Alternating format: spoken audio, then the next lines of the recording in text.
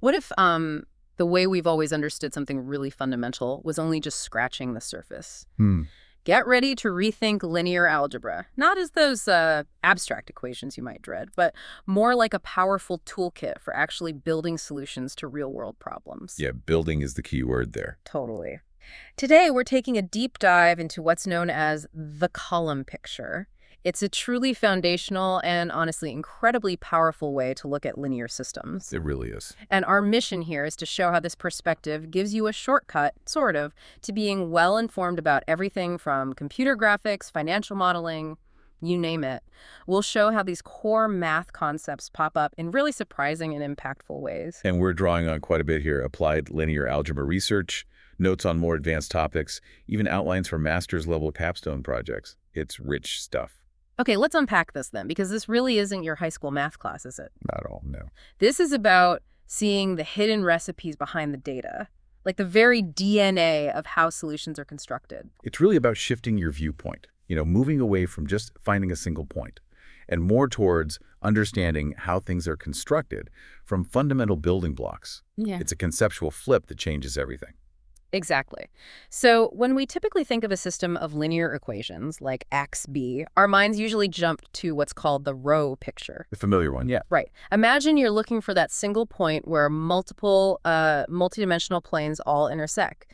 In 2D, it's just two lines crossing, easy enough. Uh-huh. In 3D, it's actual planes meeting at a point, still visualizable. Each row of that matrix A, paired with its value in vector B, defines one of these geometric things. Lines, planes, hyperplanes. Yeah, exactly. And the solution vector X is just that single intersection point.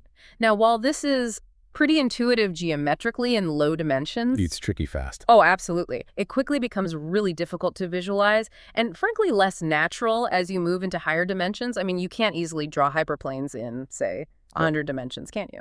No, you really can't. And what's fascinating is how that traditional view becomes a bit of a mental roadblock when you scale up. Right. It's great for pinpointing one specific spot, maybe, Right. but it's less helpful for understanding the process of how you get there or, what the space around that solution looks like. But then, here's where it gets really interesting. Yeah. A completely different question comes up when we look at it this other way. Mm-hmm. The column picture, which people like Gilbert Strang strongly advocate for, changes the whole game. Instead of asking about intersections, it asks a question of construction. It's construction. Yeah. Like building blocks again. Exactly. Can the target vector B be constructed as a linear combination of the column vectors of matrix A? It's like, instead of searching for a needle in a haystack, we're asking how the haystack itself was built from individual strands. That is a profound shift, isn't it? Yeah. The system AXXB is literally rewritten. It becomes by 1 times A1 plus by 2 times A2, all the way up to xn times n equals B, where those A's are the actual column vectors of A, and the aux are the unknown scalars, basically the weights you need. The recipe. Precisely. This equation isn't just, a different notation. It's the definition of how matrix vector multiplication works.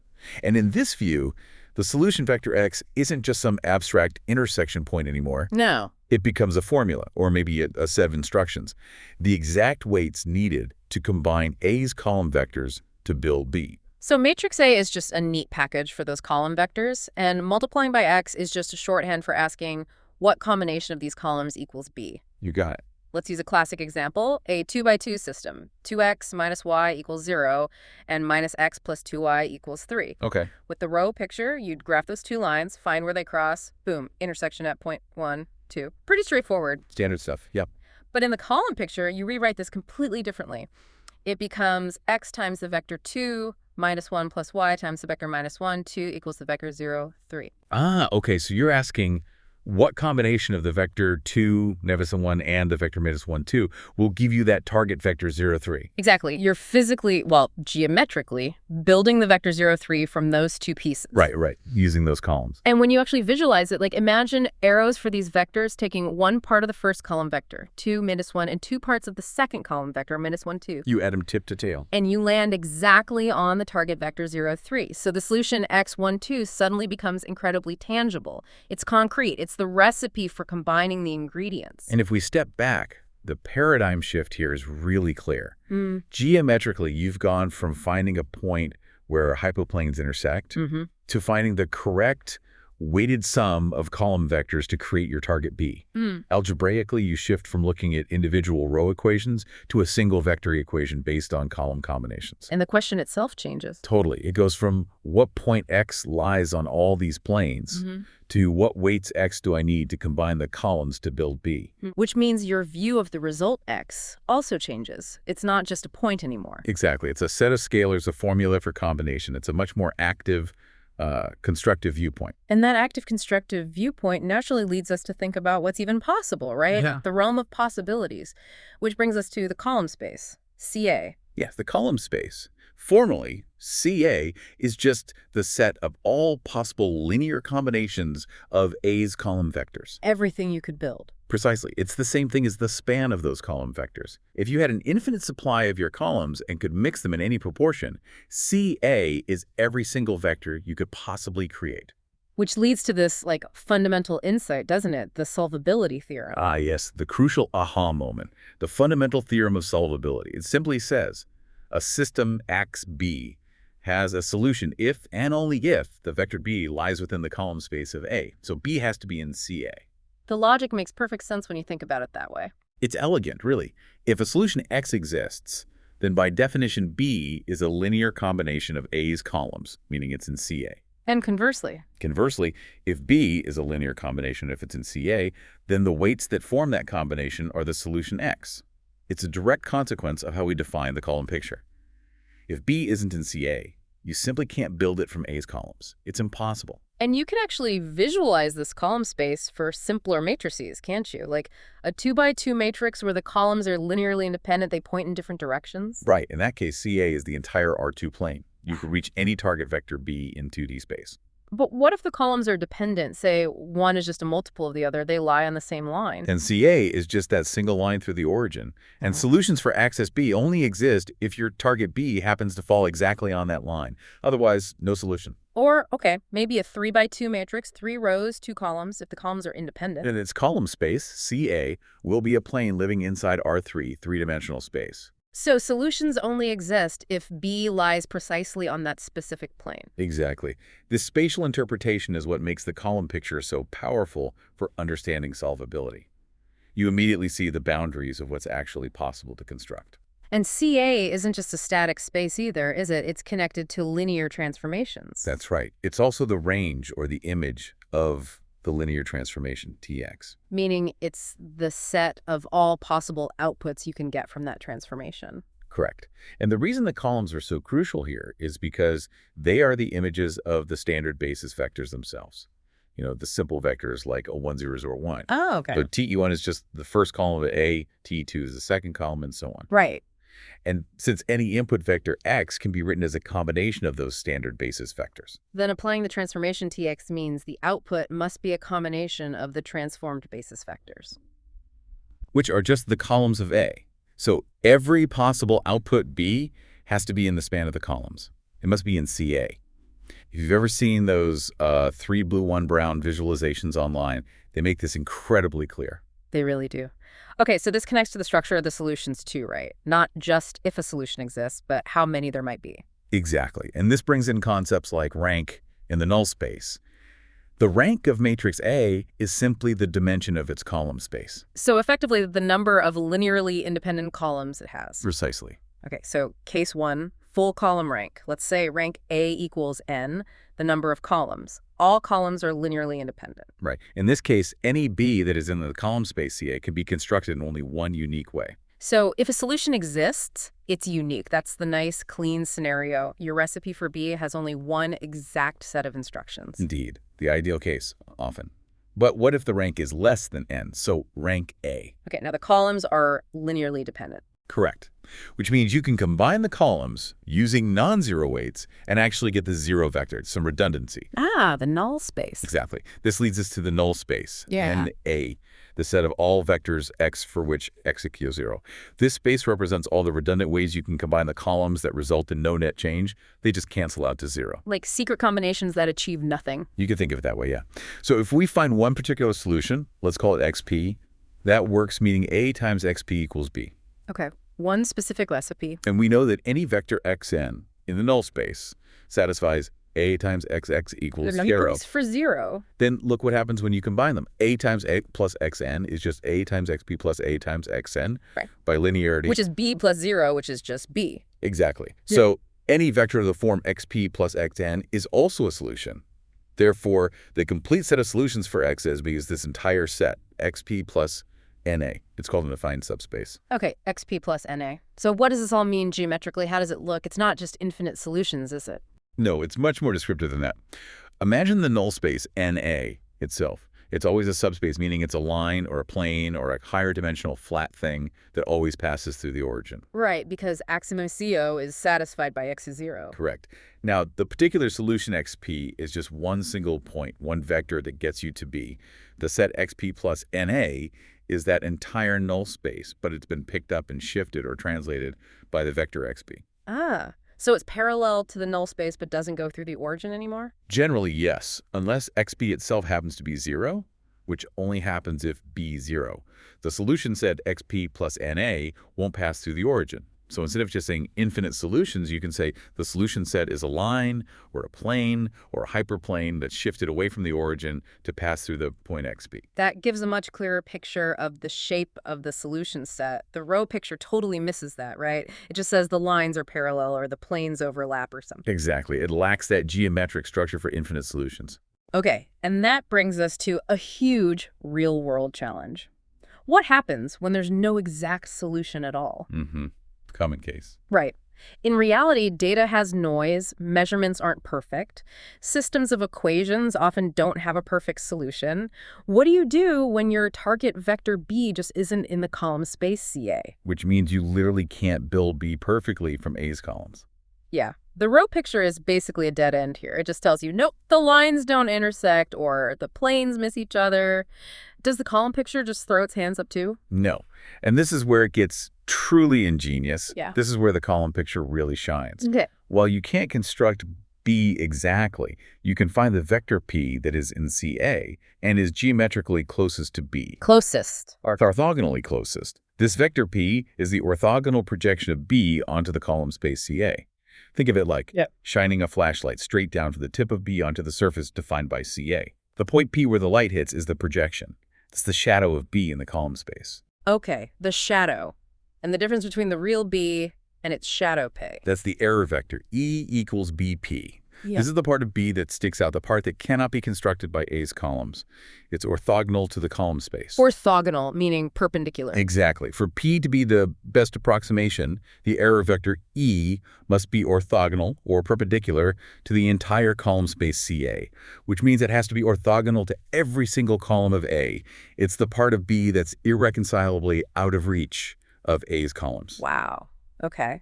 And how does that help us find a solution? Well, this orthogonality condition gives us a way forward. Yeah. If he's orthogonal to every column of A, then mathematically we write that as A transpose times E equals the 0 vector, ATE equals 0. Okay. Now substitute E will be P, we get ATBP equals 0. And since P is in the column space, we know it can be written as A times some vector, let's call it X hat X, so PAS. Right. X hat is the set of weights that builds P. Exactly. Substitute that in. ATBAS equals 0. Okay, I see where this is going. Just rearrange it. ATB, ATAX equals 0, which gives us the famous normal equations. ATAX else ATB. A transpose A X hat equals A transpose B. That's the one. And the vector X that solves these normal equations is the least squares solution. It represents the set of weights that yield the best possible approximation P of the original vector B using only the columns of A. It's the closest possible recipe when a perfect one doesn't exist. And this reframing, it feels like it unlocks so much practical power, doesn't it? Absolutely. The row picture just gives up, no intersection, sorry. But the column picture, because it asks, what can we build? It naturally leads to the next best question. Okay, what's the best we can build? It's a fundamental shift from existence to optimization. Yeah. And this single idea, projecting B onto the column space CA, is the foundation of so much. Linear regression, fitting data curves, countless optimization techniques that have to deal with messy, real-world data. That projection matrix itself, PA, ATA1AT, is often described as a beautiful algebraic object whose full meaning comes from the geometry of the column space. It really feels like how we bridge the gap between perfect abstract math and imperfect reality. That's a great way to put it. Okay, so we've pulled back the curtain on the column picture, seen how it reframes our understanding of linear systems, finding solutions, even approximating them. But where does this truly become, like, magic? In the real-world applications. Exactly. We've got 5 incredible capstone projects lined up to show you how these seemingly abstract ideas are literally building the world around us, everything from the movies you stream to the products you might buy. These aren't just theoretical exercises, they're blueprints for solving complex problems. Okay, let's dive into the blueprints. First up, 3D graphics and robotics. Oh, classic. Right. If you've ever seen a Pixar movie, played a video game, you're interacting with objects made of vertices. They're basically just points in space. And to move, rotate, or scale these objects, graphics programmers use 4x4 matrices. They use something called homogeneous coordinates. Which is a clever trick, really. It is. It adds an extra dimension, which lets you represent translation just moving something, which isn't naturally a linear operation, as if it were linear, using standard matrix multiplication. Super useful. And crucially, within that 4x4 matrix. Yes. The first 3 columns are the images of the standard basis vectors. Think of your basic x, y, and z axes, but where they end up in the new transform space. They define the new orientation and scale. Exactly. And the 4th column, that just handles the translation, the shifting around. So applying this matrix to a vertex V is essentially doing what we discussed, performing a linear combination of these new basis vectors defined by the columns. It maps V from its own little local coordinate system into the big transformed world space. So a capstone project here might be something like developing an interactive 3D model viewer. You load a model, maybe in a .obj file, and then you apply a sequence of transformations. Rotate 45 degrees around Y, then translate it over here, maybe scale it up by 1.5. And the program calculates one single combined transformation matrix that does all of that at once. Right, and displays the final result. But to really get the column picture connection here, you wouldn't just look at the final transformed object. No, the key is the matrix itself. Right. You'd want to mathematically and maybe visually demonstrate how the columns of that final matrix define the object's final orientation and position. Imagine seeing arrows for the original axis and then seeing where those arrows point after the transformation they'd align with the first 3 columns of the matrix. You'd see how they're stretched, rotated, shifted, all dictated by those columns. Which leads to a good analytical question. What does it tell you about the transformation if those first 3 columns are not orthogonal, not perpendicular to each other? Ah, that means the transformation includes a shear. It's distorted the object like slanting a rectangle into a parallelogram. It's not just a rigid rotation or uniform scaling. So the deep connection here. This forces you to see a matrix not just as numbers, but as a dynamic description of a transformed space. The columns are the very pillars of that new space.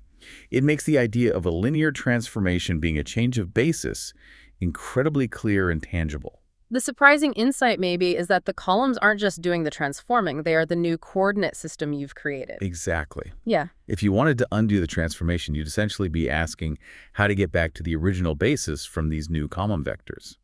Every transformation matrix carries its own coordinate system within its columns. Okay, next deep dive. Data science, specifically recommender systems through matrix factorization. Ah, the Netflix problem. Yeah. Or Spotify, Amazon. Exactly. When they suggest your next favorite movie or song, they're often using something called collaborative filtering. The idea is to model a huge, mostly empty matrix R that's users versus items like movies or songs.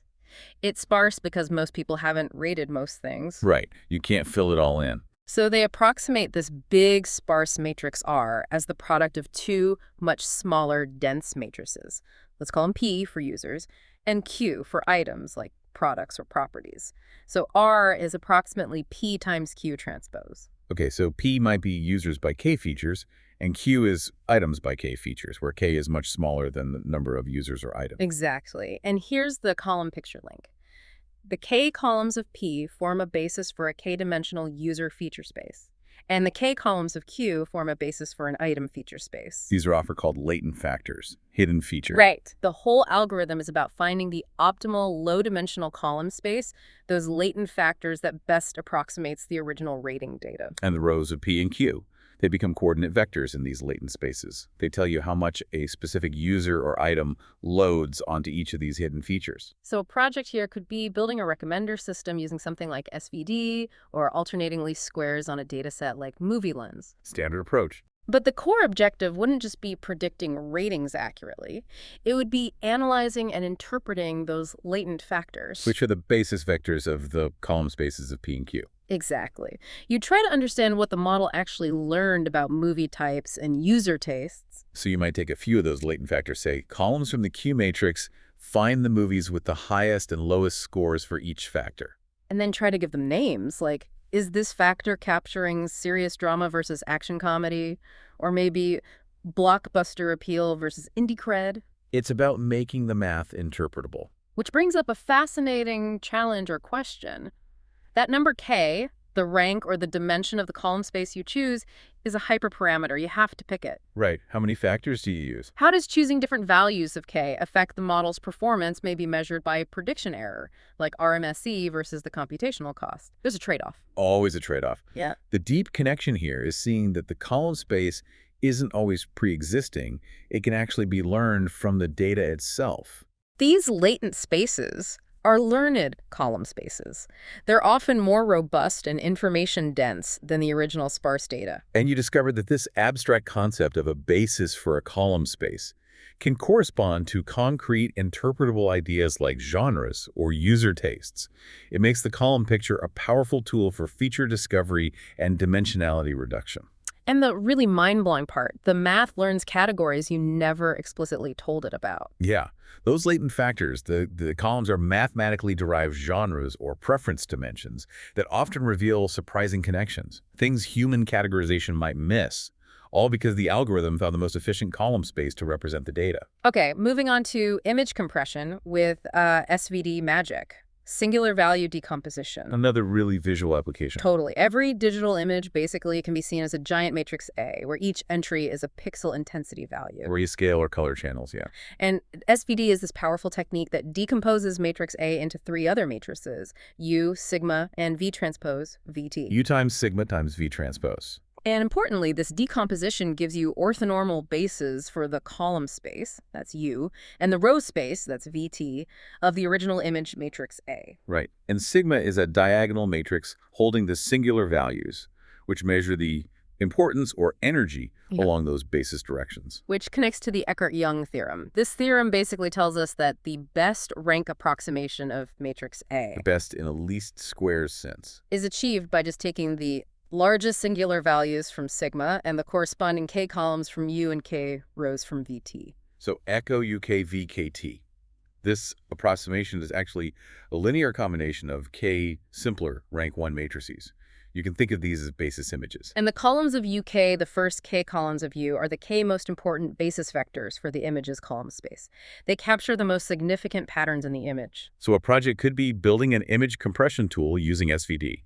You load an image, you select a compression level, which really means selecting the rank. How many columns of U to keep? Exactly, and then you see the compressed image. And the key visual here, especially for small values of k, would be to actually display those first few rank 1 basis images individually, the things being added together. Yeah, each one is like CVT. They often look like fundamental patterns, gradients, or textures. Seeing those makes the idea of projecting the image onto a lower dimensional subspace incredibly tangible. You see the building blocks. And a good analytical question would be, how does the energy captured by the approximation relate to image quality? You can measure energy as the sum of the squared singular values you keep. Right. You could plot this cumulative energy against k. You'd see it rises quickly at first, then levels off. This project is just a fantastic visual demo of approximation in vector spaces. You see that an image's column space can be spanned by these orthonormal basis vectors, the columns of U. And by choosing a low-dimensional subspace spanned by the most energetic basis vectors, the ones corresponding to large singular values, you get a really efficient but visually faithful approximation. It makes projecting onto a subspace visually intuitive. The surprising insight isn't just that SVD makes the image smaller file size-wise. No. It's that it discovers the essential building blocks of the image. The fundamental patterns that, when combined using the column picture idea, recreate the original with surprising fidelity, like finding the most efficient set of brushstrokes needed for a painting. Okay, fourth deep dive. Finance and economics. Specifically, modern portfolio theory, MPT. Markowitz territory, Nobel Prize stuff. Right. If you've ever thought about investing, you've probably wrestled with balancing risk and return. The fundamental trade-off. In finance, the expected return of a portfolio is just a linear combination of the expected returns of the individual assets inside it. The portfolio weights are the scalars. So E equals W2. Expected return is weight vector transpose times mean return vector. Simple linear combo. And the core of MPT is finding the optimal weight vectors, WD, which are our X solutions again that create portfolios with the best possible risk-return profiles. Usually minimizing risk for a given level of return, or maximizing return for a given level of risk. Exactly. And the set of all possible risk-return pairs you can achieve forms a region. The boundary of that region, the efficient frontier, is what everyone's interested in. That's where the best portfolios lie. And what's really fascinating from a linear algebra perspective is the two-fund separation theorem. Ah, yes. Very elegant. It states that any portfolio on that efficient frontier can actually be created as a linear combination of just two specific, different, efficient portfolios. Any point on that curve is a mix of just 2 points on the curve. Which means the entire efficient frontier lies within a space spanned by just two fundamental portfolios. It simplifies an almost infinite set of choices down to combining just two base portfolios. So a project here would use historical stock price data, maybe daily prices for several stocks. Calculate expected returns, and crucially, the covariance matrix, which captures risk and how stocks move together. Then construct that efficient frontier by solving optimization problems. Find the minimum variance portfolio for a range of target expected returns. And finally, demonstrate that two-fund separation theorem. Show that if you pick any portfolio on the frontier, you can recreate it by blending, say, the global minimum variance portfolio, GMVP, and one other efficient portfolio. Your key outcome would be plotting risk, standard deviation, versus return to visualize that classic curve, the efficient frontier. Then you'd pick a third target portfolio on the curve and actually show mathematically that its weight vector, watt target, can be written as alpha times WGMVP plus 1 minus alpha times weather. Find that alpha. And a natural question that comes out of this is, explain the geometric shape of the efficient frontier. Why is it curved? Why isn't it just a straight line? Right. Why doesn't risk just add up linearly? It's curved because of diversification benefits. When you combine assets that aren't perfectly correlated, their individual risks partially cancel each other out. The overall portfolio risk is less than the weighted average of individual risks. That nonlinear effect creates the curve. So the deep connection here is that linear combination and spanning are absolutely central to modern finance. The efficient frontier is literally a geometric object constructed from linear combinations of assets. And the two-fund theorem is a direct statement about the dimension of the efficient portfolio space. It's spanned by just two vectors. The surprising insight is how this complex, seemingly infinite landscape of investment choices can be entirely understood and navigated by finding just two special basis portfolios. It's like discovering every possible flavor can be made by mixing just two primary ingredients in different ratios. It dramatically simplifies the problem. Okay, our final deep dive. Operations research. The optimal product mix problem for manufacturers. A classic linear programming application. Totally. Imagine you're running a factory or even a bakery. You make different products, bread, cakes, cookies, but you have limited resources. Only so much flour, only so much sugar, limited oven time. Exactly. The product mix problem tries to find the optimal quantities of each product, your end products, to make, given your limited resources, your M constraints. This is usually set up as a linear program.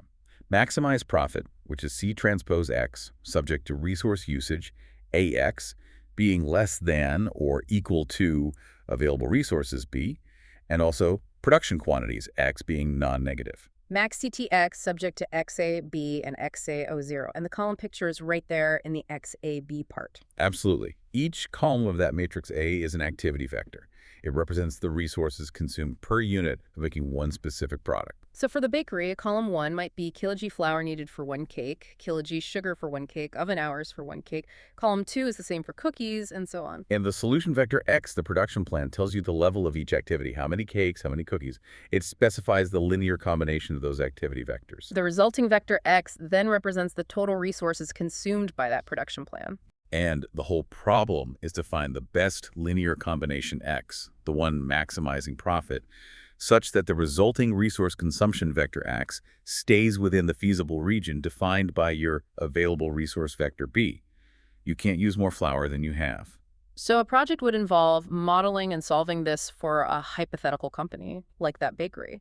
Given the resource needs per product, the total available resources, and the profit per product. Determine the profit-maximizing product mix using linear programming techniques. And to really connect it to the column picture, you'd explicitly define A, B, and C, and critically explain what each column of A represents in terms of the bakery's activities. Then you'd calculate the resources actually consumed at the optimal solution. Let's call it B consumed, A times optimal, and show that this vector is indeed less than or equal to the available resources B. Which leads to the analytical questions. What is the column space of A, CA, in this context? What do vectors in that space represent for the bakery?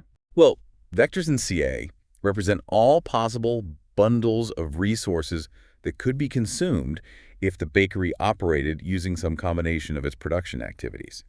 It's the space of achievable resource consumption. And the vector B of available resources might or might not actually be in CA, right? Why isn't that necessarily a problem for finding a solution? Exactly. B might be outside CA. It's not a problem because we're looking for a combination X that is less than or equal to B, not necessarily equal to B. We just need to stay within our resource limits. We don't have to use them all up perfectly. That's a key difference from the AX-AB problems earlier. Right. This project links the column picture directly to resource allocation and optimization in a very practical way. You'll learn that the columns of a constraint matrix aren't just numbers. They represent fundamental business activities or processes. And the solution X is the formula for combining these activities optimally. The surprising insight here is framing optimization, like linear programming, as a geometric search.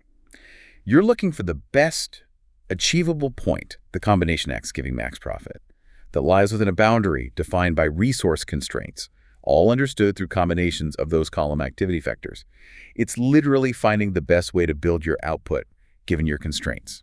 Wow. Okay, so we've really journeyed through the foundations of the column picture, from seeing equations as construction recipes to navigating that realm of possibilities in the column space, and finally embracing the power of projection to find the best answers, even when the data isn't perfect. And then seeing it all come alive. Yeah. Seeing these ideas power real-world applications in those capstone projects, from the dynamic transformations in 3D graphics To finding hidden patterns in recommender systems. the efficiency of image compression, Strategic choices in financial portfolios. and smart resource allocation in business operations. It's everywhere. This whole deep dive, it wasn't just about the math, was it? It was really about shifting your perspective. Totally. It's about seeing how a simple change in viewpoint, moving from thinking about intersection to thinking about construction, unlocks incredible power to understand and maybe even shape the world around us. Well said. You know, knowledge is most valuable when it's really understood and applied. This journey just reminds us there's always more to learn, and thinking critically is just so essential, especially in this world overloaded with information. Absolutely. So a final thought for you to chew on. Next time you interact with a recommender system that suggests your next favorite movie, or you see a stunning 3D animation on screen, maybe take a second to consider the hidden recipe, that combination of column vectors that's building that experience for you. Or when a company optimizes its production, think about those activity vectors defining its limits and possibilities. What other everyday things, maybe things we haven't even touched on, might be best understood through this lens of combination and construction?